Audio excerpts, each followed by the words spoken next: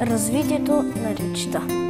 Скучно ми е в училище, искам да изкарам шестици, майка ми да се радва и баща ми също.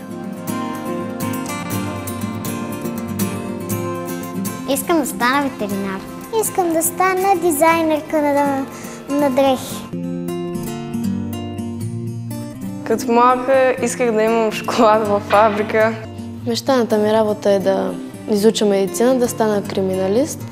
Реших да участвам в играта, защото много ми допадна каузата, за която се борите вие и Поли Генова. Смятам, че всяко дете трябва да има достъп до образование и всяко дете заслужава да се обучава и да има шанс за по-добра реализация.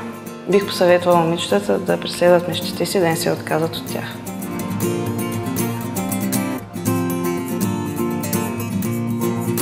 Интерактивната дъска дава други възможности за възприемане на учебния материал от учениците. Чрез интерактивната дъска учениците имат възможността, освен да чуят информацията от своя учител, да бъдат преки участници.